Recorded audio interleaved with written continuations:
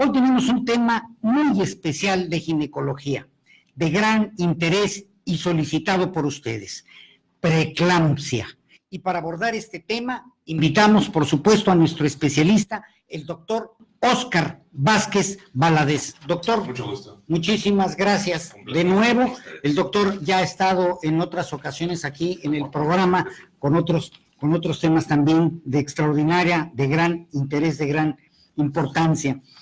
Bien, pues el doctor Óscar Vázquez Valadez, él es especialista en ginecología y obstetricia, egresado del Hospital Juárez de la Ciudad de México, jefe del Servicio de Ginecología y Obstetricia del Hospital San Carlos, de Tizimín. Asimismo, miembro del Comité para la Prevención de la Muerte Materna y Perinatal, también de este hospital.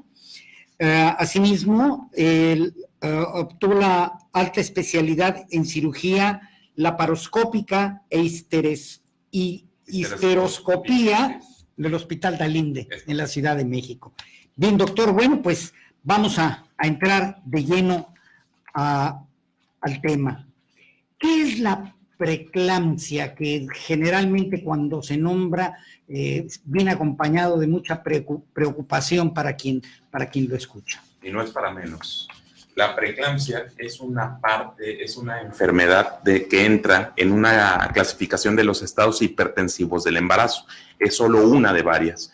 Entonces, esta enfermedad se caracteriza porque tiene una afección sistémica en la paciente, en donde puede haber alteraciones renales, alteraciones de presión arterial e incluso las más severas neurológicas, que conlleve a un aumento en la mortalidad de la paciente.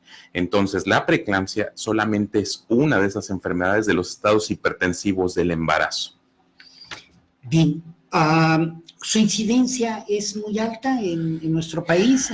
A nivel de nuestro país y a nivel mundial, desgraciadamente, sí tenemos que el 20% de todos los embarazos que actualmente se están registrando en la República Mexicana van a padecer la preeclampsia o sus variantes más severas o las más leves. 20%. El 20% de los embarazos totales. Y a nivel mundial, la causa de muerte materna entra dentro del 18%.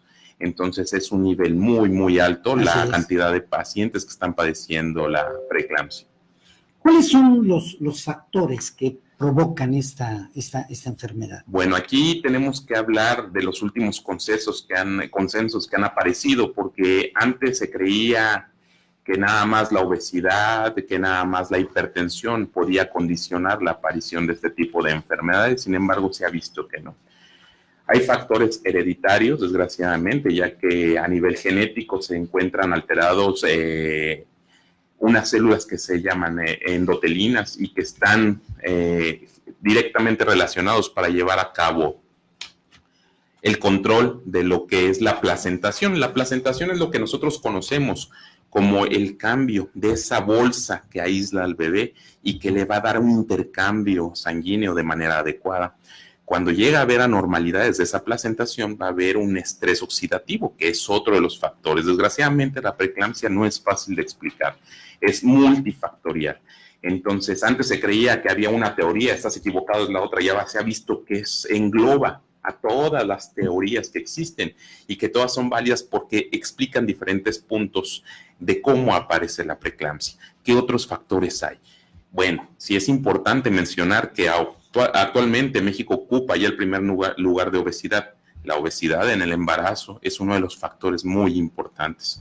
El antecedente de haber tenido un evento hipertensivo, ya puede ser hipertensión crónica o preeclampsia en un embarazo anterior, va a aumentar hasta un 16% la probabilidad de que se vuelva a presentar en un siguiente embarazo con más severidad aún. ¿Qué otra cosa?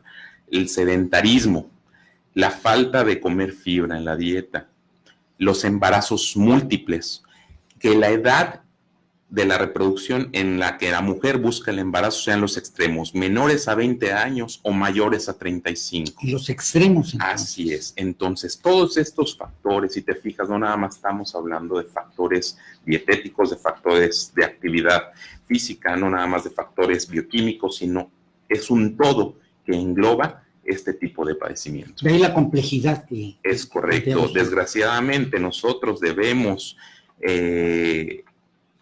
captar de manera oportuna a las pacientes que el médico general o el médico especialista que aborda a una paciente por primera vez sea capaz de detectar los factores de riesgo con una adecuada historia clínica para poder enumerar cada uno de ellos y poderle dar así seguimiento y solución a cada uno. Lo más ideal aquí es que la paciente debería llegar con nosotros 3 meses antes de embarazarse. Precisamente 3 meses antes de embarazarse. Es correcto. Para nosotros poder hacer una historia clínica bastante amplia y poder detectar todos esos factores que podemos abordar desde las etapas iniciales del embarazo, que es la realidad de nuestro país y de nuestro sector salud, tanto público como privado, que nuestras pacientes nos aparecen en la consulta cuando tienen de 16 semanas para arriba, ya cuando empieza a haber factores que son muy difíciles de modificar y ya nada más podemos controlar. Entonces, como en todo, la planeación y la prevención juegan un papel crucial, fundamental. La posibilidad de que precisamente una pareja, una joven, planee su embarazo y 3 meses, dice usted, llegue con el médico, con el especialista y pueda ser atendida. Esto es, me imagino, la posibilidad de preparar las condiciones favorables para poder tener un mejor embarazo, ¿no? Y un mejor control adecuado. Y un mejor control adecuado. Y no cuando, a ver qué es ahora lo que hacemos. Exactamente. Claro. Prevención es mejor que poder tratar cuando ya se presenta la enfermedad. Es una constante en toda la medicina, ¿verdad? Es correcto. Una constante. Una madre hipertensa, de manera inevitable va a padecer preeclampsia. ¿Existe ese riesgo? Existe el riesgo. Aquí estás tocando un punto que es necesario aclarar. Puede aparecer una paciente que durante toda su etapa reproductiva fue sana, no tiene ninguna enfermedad, tiene su primer embarazo y debuta con preeclampsia. El siguiente caso, una madre que tiene 35 años de edad, que tiene el antecedente de antes de embarazarse ya tenía hipertensión y después se le agrega la preeclampsia. Eso se le llama hipertensión con preeclampsia sobreagregada, que es todavía más severo. No todas las hipertensas que vienen de antes del embarazo forzosamente van a desarrollar la preeclampsia. Así como también no todas las pacientes sanas no lo van a generar. Desgraciadamente, la posibilidad de predecir quién lo va a tener es muy difícil porque, lo repito, es multifactorial. Entonces, hay pacientes que incluso en un embarazo previo tuvieron preeclampsia. En el segundo embarazo les comento de la probabilidad que hay que vuelva a aparecer y no aparece. Entonces, no hay una constante que yo pueda decir que sea una regla forzosa de que una paciente hipertensa genere preeclampsia como una sana no la genere. Pero, a ver, doctor, está usted diciendo que aquí es clave, es importante la identificación oportuna. ¿Esta identificación oportuna tiene algún grado de complicación? ¿Necesita hacerla necesariamente un especialista? ¿Necesita ir acompañada de estudios diagnósticos? ¿O es algo que puede identificarse fácilmente? La detección es algo muy importante, es la piedra angular para poder nosotros llevar a cabo un tratamiento oportuno. Los factores de riesgo y los datos de alarma son constantes. Para que exista la preeclampsia debe haber alteraciones en las cifras tensionales. Primero, tiene que estar hipertensa la paciente. ¿A qué nos referimos con hipertensa?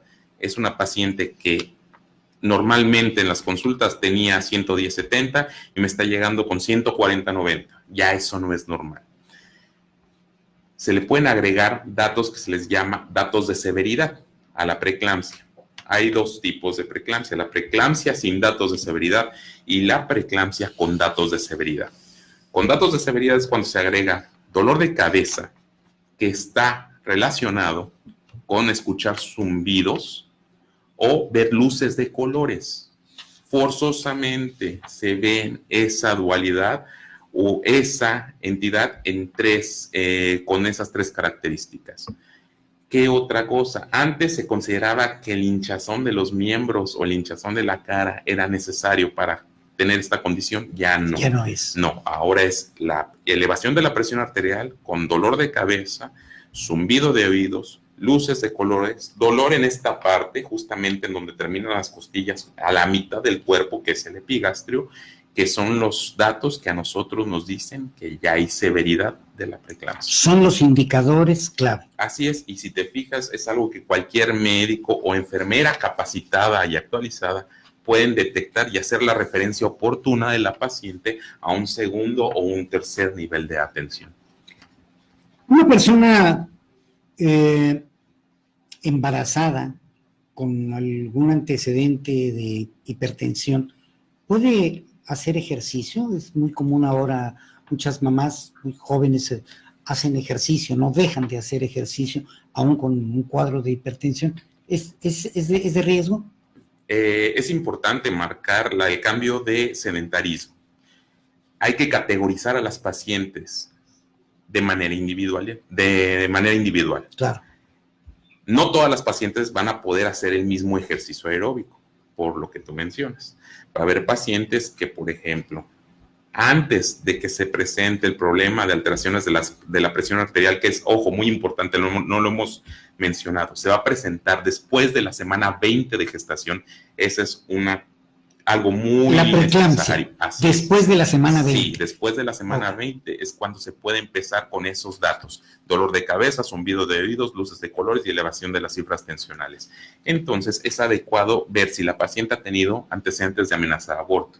Esas pacientes no pueden hacer ejercicios de mediano y de alto impacto.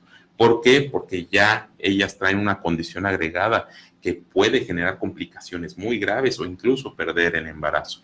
Entonces, el ejercicio que cualquier mamá me pregunta que puede hacer, caminar. Pero ojo, tienen que caminar al menos 45 minutos 3 veces a la semana, si no, no funciona. Eso va a ayudar a disminuir el estrés oxidativo y estar fomentando la formación de óxido nitroso, que es uno de los factores bioquímicos necesarios para aumentar el grado de perfusión de la placenta y que la oxigenación sea adecuada con los aportes nutricios para el producto y pueda crecer de una manera adecuada. Uy, ¿qué cantidad de salud le puede dar la mamá con 3 paseos, 3 caminatas de 45 minutos? Es impresionante. Solo caminando. Porque eso nos va a ayudar a quemar grasa. Claro. Y entonces disminuimos la obesidad. Claro. Y viene una cascada que favorece a la paciente. Entonces, el ejercicio es algo muy importante que se debe complementar con la dieta. Una cosa que debemos tomar en cuenta es que si la mamá en un embarazo anterior tuvo preeclampsia, ella sí no tiene ni excusa ni pretexto para buscar un médico en las etapas iniciales o antes de embarazarse. ¿Por qué? Porque necesitamos pedir un estudio que se llama orina de 24 horas. Es un estudio en donde la mamá va a recolectar su orina durante todo un día. Lo tiene que llevar al laboratorio. ¿Para qué? Para llevar a cabo la detección de 2 sustancias que se llaman creatinina y proteínas totales.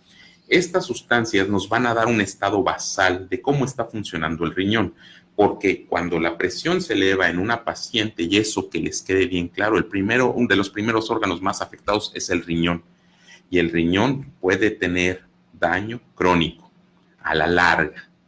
No van a ver las alteraciones inmediatamente después del embarazo, sino 7 años después, 12 años después.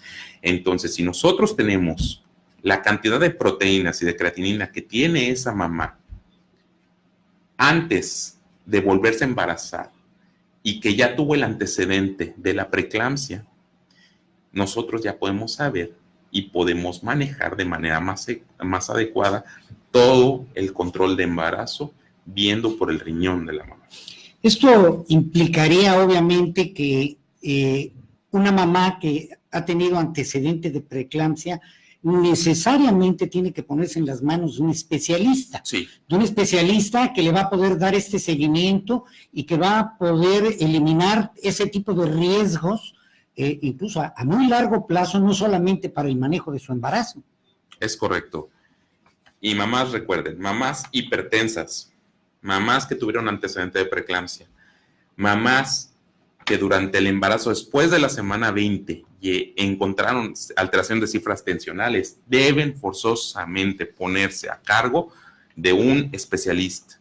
El médico general nos va a ayudar para detectarlas, pero él las tiene que derivar, porque el control va a cargo de un ginecólogo o, en casos severos, de un perinatólogo o un materno fetal. Así es. Bueno, en estos casos una madre, una mujer con antecedentes de preeclampsia o con indicadores de preeclampsia, ¿debe de evitar la sal en los alimentos? Fíjate que podemos hablar aquí de un rubro que se llama mitos. ¿Qué tanto es patológico y qué tanto es adecuado? Antes se creía, tienes preeclampsia, te quitan la sal, dieta baja en sodio. Bueno, lo adecuado aquí, y era lo que les comentaba, es multifactorial. Una vez que nosotros detectamos una mamá con preeclampsia, difícilmente es una mamá delgada. Generalmente tiene un problema de sobrepeso, de alteraciones nutricionales. Entonces, el control es multidisciplinario. Nosotros la mandamos al nutriólogo para calcular los aportes adecuados con base a su dieta, a la dieta individualizada de cada paciente, porque no es lo mismo la paciente que come Enticimín, que la paciente que come Nushmal, que la paciente que come aquí en Mérida. Somos todos diferentes, incluso en cantidades y tipos de alimentos, y debemos de adaptar esas dietas, y lo más adecuado es el nutriólogo, y entonces el nutriólogo va a calcular la sal que tiene cada alimento y qué tanta sal puede utilizar, además de la que tiene ya el alimento, para poder sazonar la comida. Entonces, lo que podríamos decir es que cero creencias y hay que ponerse en manos de los especialistas. Es correcto. Porque, cuidado, ¿no? Esto de quítate esto te puede hacer daño, a mí me hizo daño, a ti a lo mejor no. Esto debe ser con un ginecólogo, y que el ginecólogo, precisamente, ya con el apoyo, en el equipo, con los especialistas que él considera, en este caso, decía usted, el nutriólogo, es hacerse cargo de una situación que es delicada, usted lo ha dicho. Claro. Incluso hay pacientes que requieren hasta equipo de nutriólogo y de médico internista, porque ahí están las pacientes que ya traen medicamento tomado de antes del embarazo porque eran hipertensas, o pacientes que tuvieron preeclampsia y quedaron con medicamento antihipertensivo, y que una vez que el bebé nace se le cambia el medicamento a los famosos inhibidores de la enzima convertidora de angiotensina, o los AT1, que son los sartanes. Y entonces, cuando esa mamá se vuelve a embarazar, hay que cambiar los medicamentos a aquellos que pueden ser administrados durante el embarazo. Y entonces el médico internista nos ayuda a adecuar las dosis para poder tener el control adecuado y el seguimiento a futuro hasta la resolución del embarazo. Entonces, las pacientes que tienen ese grado de complejidad necesitan 2 médicos y un nutriólogo. La preeclampsia en sí es un padecimiento con una serie de complicaciones, como usted lo ha dicho, pero puede generar complicaciones adicionales, otros padecimientos, ¿pueden asociarse a ella? Claro, bueno, aquí volvemos a hablar de factores predisponentes. Si una paciente ya tiene alteraciones de resistencia a la insulina y durante el embarazo se complica con diabetes en el embarazo o diabetes gestacional, es más propensa para generar preeclampsia. Y entonces, dentro de todas las pacientes que generen preeclampsia, se considera que hasta del 12 al 15% después de 7 años pueden llegar a tener alteraciones que no van a revertir, o sea, que van a ser hipertensas de manera definitiva, permanente. Ese es el grado más grave de la preeclampsia. Y aunado a ello, va a ir las alteraciones renales y el daño renal, que una vez que se establece ya no hay vuelta atrás. cada vez va a ir afectándose más el daño, hasta que llegue un final en el cual haya una inestabilidad del sistema renal.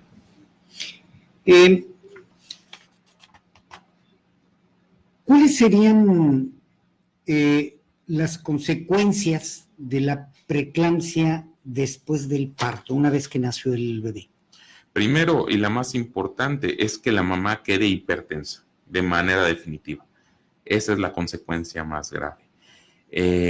La hace todavía más propensa a padecer después de lo que es la terminación de la etapa reproductiva, en donde las hormonas femeninas ayudan a prevenir enfermedades asociadas a miocardio o enfermedades asociadas a lo que conocemos como el infarto agudo del miocardio. La hacen más propensa para que esto pueda suceder en el momento que esas hormonas se retiran cuando llega la menopausia.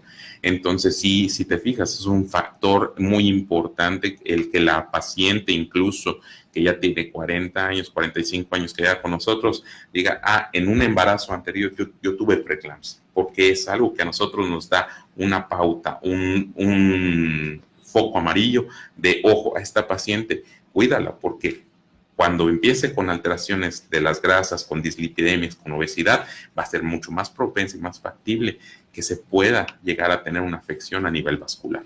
Entonces, a partir de un segundo embarazo, la atención debe de ser especialista, desde el primer vez. Una persona con diabetes, una mujer que se embaraza con diabetes y tiene una condición de preeclampsia, ¿es un agravante? Sí, de hecho, la diabetes es uno de los factores que nos ayudan a identificar la probabilidad de que pueda presentar en el embarazo la preeclampsia. Entonces, sí, la diabetes sí es un factor importante para la detección oportuna de pacientes que van a presentar esa alteración.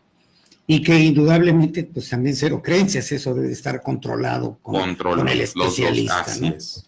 Completamente. Dice que si la situación se puede presentar al revés, es decir, que la presión durante el embarazo baje, ¿en qué podría afectar la baja presión durante un embarazo?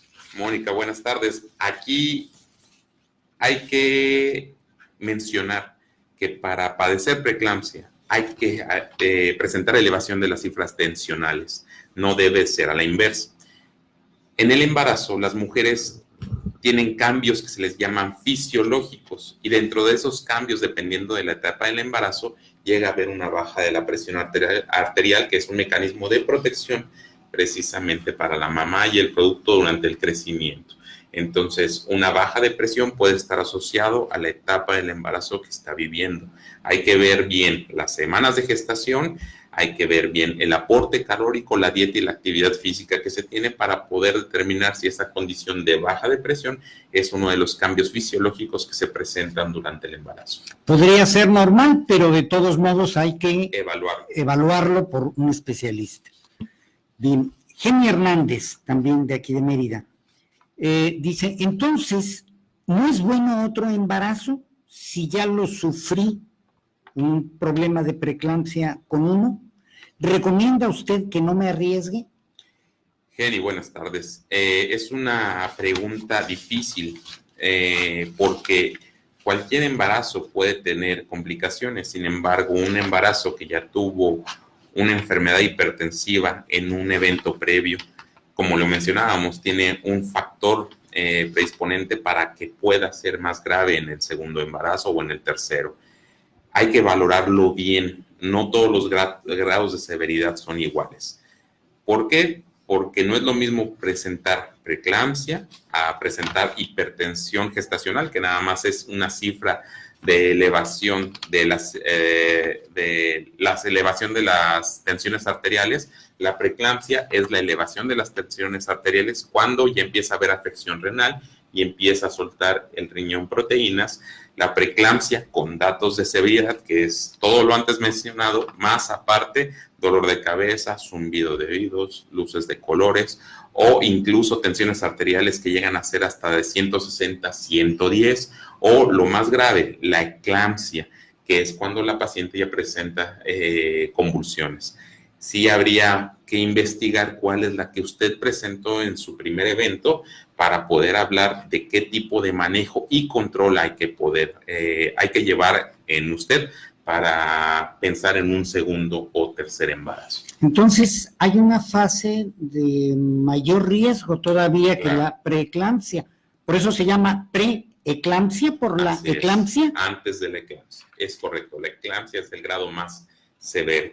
Y entonces, no nada más tenemos datos, como lo mencionamos, clínicos, que son lo que acabamos de mencionar, ni de aparición de cifras tensionales, sino también podemos llegar a datos de laboratorio. Muchas pacientes me preguntan, oiga, doctor, ¿por qué usted con manera frecuente me está pidiendo otra vez la biometría hemática? ¿Por qué me está pidiendo los tiempos de coagulación? ¿Por qué me vuelve a pedir algo que se llama perfil hipertensivo? ¿Por qué? Si con uno ya salí bien y nada más son 9 meses de embarazo, ¿por qué me lo sigue pidiendo? Voy a poner un ejemplo muy didáctico. Imaginémonos 10 escalones. Cuando ya tenemos 50, 60 años, vamos subiendo peldaño tras peldaño. Pero cuando somos chiquitos, 5, 6 años, ¿qué hacemos? Brincamos los escalones. Así es. Y en vez de dar 10 pasos, damos 5, damos 7. Bueno, imagínense a las enfermedades hipertensivas asociadas al embarazo, que es el niño. Él no va a seguir un escalón tras escalón. Si se le ocurre, va a brincar y va a brincar. Entonces hay pacientes que empiezan con hipertensión, luego hacen preeclampsia con datos de severidad y luego la eclampsia. Y hay pacientes que no hicieron nada y de repente convulsionan. Entonces, ¿por qué? Porque a lo mejor nadie los detectó. Son enfermedades silenciosas que no necesariamente tienen alteraciones tan visibles o tan claras. Entonces, los laboratorios que pedimos nos ayudan a dar el seguimiento. Esos cambios bioquímicos son casi imperceptibles clínicamente. Y entonces, cuando una paciente aparentemente todo va bien, pero le empiezan a disminuir las plaquetas, se le empiezan a alterar las enzimas hepáticas, empieza con datos diferentes a nivel bioquímico, ya me está diciendo, esa paciente tiene algo mal. Hay que mentalizarnos a una idea que quiero que se quede bien grabada. La situación de la preeclampsia es una situación que va sumándose de manera crónica. Cuando se presenta la gravedad de la enfermedad es cuando la olla de presión se acumuló y se tuvo que liberar y se presenta de esas maneras. Sin embargo, viene tiempo atrás que todos esos factores bioquímicos, hereditarios, metabólicos están teniendo una interacción que están promoviendo la aparición de estas enfermedades graves. Qué verdaderamente importante es el seguimiento a estos indicadores que usted ha mencionado, porque son la diferencia de muchas cosas. De mucho.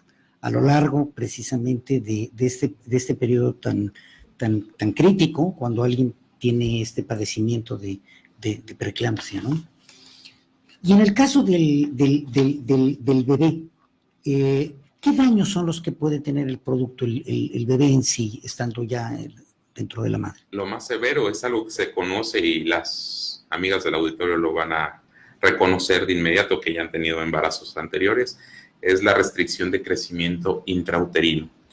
En este caso es de las enfermedades más graves que puede aparecer en el bebé cuando una paciente padece este tipo de situaciones. ¿En qué consiste? Es cuando, voy a retomar algo que mencioné muy al principio, la placentación de una paciente que está presentando preeclampsia no es normal, o sea, la placenta no se está formando de una manera adecuada, las arterias que van a nutrir ese producto no se están implantando de manera correcta y los factores que se les llaman factores angiogénicos se están produciendo en una manera insuficiente, lo cual va a promover algo que se conoce como estrés oxidativo. Eso, aunado a la disminución del óxido nitroso, va a hacer un cambio abrupto en las presiones y va a evitar que el bebé tenga una oxigenación adecuada. Al final es eso. Es eso, una falta de oxigenación que va a repercutir en el que el bebé no está teniendo los aportes necesarios de nutrientes para poder crecer, y son bebés que empiezan a crecer y de repente empiezan a bajar. La única forma para poderlo detectar a tiempo. Es con la exploración clínica por parte del especialista y con ultrasonidos. Dentro de las pacientes que llegan a tener factores de riesgo para presentar la preeclampsia, se recomienda algo que se le llama Doppler. Y ese ultrasonido Doppler tiene como función detectar las mediciones que se les conoce como índices de pulsatilidad. Son unos índices que se detectan que el especialista en tomar esos marcadores van a detectar la arteria uterina, la arteria umbilical, la arteria cerebral media del bebé, para asegurarse que la perfusión, la cantidad de oxígeno y de sangre oxigenada y con nutrientes es la adecuada que debe recibir el bebé para evitar esa condición de restricción de crecimiento. ¿Se podría decir que es un ultrasonido para el bebé estando adentro de la madre? Exactamente. A ese nivel de especialidad. Así es. Y no todos los centros lo obtienen. Algo que les quiero dejar muy claro a las pacientes es que sí es necesario que ustedes detecten 1 o 2 lugares donde hagan ese ultrasonido que se llama Doppler, y que la persona que ahí lo realiza, como es el caso del SEM, sean personas que están muy bien adiestradas para medir esos índices de pulsatilidad. Claro. ¿Por qué? Porque no todas las preeclampsias se operan de inmediato o es una condición determinante para acabar con el embarazo de manera inmediata. Hay que individualizar los tratamientos y hay pacientes que se pueden controlar con medicamento y con vigilancia cada semana, cada 15 días, o hay pacientes que sí, no hay de otra. El bebé ya tiene una complicación, ya tiene una restricción de crecimiento intrauterino que pone en riesgo su integridad y entonces sí, ahí no hay de otra. Hay que interrumpir desde antes el embarazo, pero son condiciones que deben ser evaluadas de manera integral. Tiene que ser un trabajo en equipo entre la mamá, el bebé, el especialista y todos los recursos diagnósticos y de seguimiento que le permitan precisamente poder hacer frente a este padecimiento, a esta situación en las mejores condiciones. Así es. Porque de ahí dependen los resultados, ¿no es así? Así es, de la interacción multidisciplinaria que aborde a la paciente y que pueda aplicar todos los conocimientos y tratamientos vigentes y revisados por guías de prácticas clínicas nacionales e internacionales, va a tener mucho mejor pronóstico. Y sobre todo, muy importante, como usted lo ha dicho, a tiempo. Hay que hacerlo a tiempo. Bien. Hablando precisamente de este tema del diagnóstico, ¿en dónde se puede hacer una toma de presión? Porque, bueno, pues lo que los médicos le dicen a sus pacientes es que hay que checarse con frecuencia la presión arterial. Pero hay ocasiones en donde los aparatos, los equipos, voy a hablar con toda claridad, muchos de estos equipos que se compran en las farmacias, yo tengo 3 y los 3 me dan marcaciones diferentes y se supone que los 3 están muy bien y tienen batería y función y dan marcaciones diferentes y a veces hasta con 10, 12 valores de diferencia. Doctor, si estamos hablando de presión arterial, ¿en dónde, de qué manera puede haber esa confiabilidad o esa seguridad para las personas que deseen tomarse o que necesitan tomarse la presión? No solo las mamás, ya aquí va para todos, ¿no? Bueno, la primera recomendación es que debe ser en el mismo lugar, de preferencia y por la misma persona, que aseguremos que esa persona está capacitada para poder tomar la presión, de preferencia que sea una enfermera, un médico o una auxiliar en salud, que también son capacitadas por el sistema de salud estatal y se les da la instrucción para poder llevar a cabo ese tipo de medición. 2, y ojo, muy, muy importante lo que les voy a mencionar, debe ser en total reposo. ¿A qué me refiero? No es lo mismo el paciente o la mamá que acaba de subir 15 escalones y en ese momento se siente y le toman la presión, va a salir elevada la presión. Entonces, la mamá, el señor, quien sea que se va a tomar la presión, llega, se sienta 15 minutos, se relaja. ¿Por qué? Porque hay algo que se llama hipertensión de bata blanca. Hay gente que se espanta nada más con ver a los médicos. Es Y cierto. entonces eso desencadena una descarga adrenérgica, lo cual hace que se disparen las cifras. Entonces, una paciente que esté en un lugar relajado, de preferencia con música ambiental o sin música, que esté respirando de manera normal, después de 15 minutos que ella está en total reposo, en ese momento de preferencia, ya no moverse mucho para poderse sentar, recargar bien su espalda, la cadera, arrojarla hacia atrás del asiento, poner su mano, de preferencia lo más cerca que se pueda a nivel del corazón, y lo que se recomienda es que sean brazaletes que comprimen esta parte del brazo, la región del Bíceps. brazo al nivel del bíceps, es correcto, y que sea el brazalete adecuado, porque hay pacientes que no les cabe el brazalete estándar y necesitan un brazalete mayor. Debe estar justo, sin apretar demasiado, y se hace la medición. En el caso de las mujeres embarazadas se hacen 2 mediciones. Se hace la medición del lado izquierdo y se debe hacer también la medición del lado derecho. Lo que se recomendaba anteriormente era que fuera un medidor de la presión con columna de mercurio. Por cuestiones de seguridad y de cuidado al medio ambiente se retiraron ya esos equipos. Ya no se encuentran ni siquiera a la venta. Ya las amigas y amigos del auditorio conocen los aneroides, que son unos brazaletes que tienen ahí el relojito que indica la presión, que se aprieta y en ese momento se da la lectura. Lo importante de esos equipos es que se deben de calibrar al menos cada 3 meses, dependiendo del uso que se le dé. Y los que tú mencionas, que para no meter goles y no meter marcas, los venden en cualquier tienda de autoservicio y se abrazan a la muñeca. Ojo, esos no son tan confiables para las embarazadas porque el colocarlo en la muñeca lleva a presentar hasta variación de 5 a 6 milímetros de mercurio en las cifras tensionales, lo cual con fines diagnósticos y para detección de estas alteraciones sí es muy importante que sea fidedigno. Hacer el registro bien adecuado de las presiones para las señoras embarazadas que tienen alteraciones de las presiones arteriales es lo más fácil del mundo. En una hoja o en un cuaderno van a poner fecha. Debe ser preferentemente la misma hora y la misma persona que les toma la presión y anotar las presiones para que con esto, cuando vengan a su cita de control, nosotros ver esa curva de presiones y ver cómo está funcionando, ya sean las medidas higiénico-dietéticas o el medicamento antihipertensivo que nosotros estamos dando.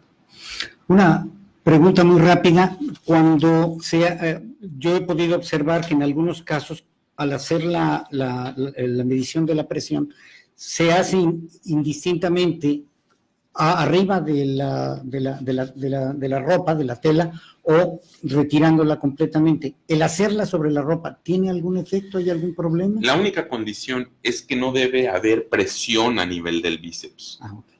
¿Por qué? Porque hay muchas mujeres o señores que hacen arremangan, como se dice, la ropa, y eso puede generar un torniquete y eso va a dar falsas lecturas. Claro. Entonces, si la ropa es delgada y lo permite, se puede hacer sobre la ropa, o si se puede retirar de manera total, lo más adecuado es que no exista nada que impida la interacción del brazalete con la piel del paciente.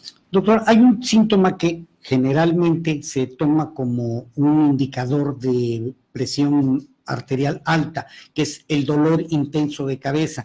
En este caso, especialmente para las embarazadas, ¿sigue siendo válido? ¿Hay que ir al hospital? ¿O sí, no es necesario? El dolor de cabeza es persistente, es de características pulsátiles, que sienten una punzada muy fuerte en la cabeza. Sí hay que ir a revisar, siempre y cuando tengan un centro cerca. Los datos más preocupantes es cuando al dolor de cabeza se le agrega las luces de colores o los zumbidos de oído. Ahí sí es necesario. ¿Por qué? Porque no todos los dolores de cabeza significa que son preeclampsia.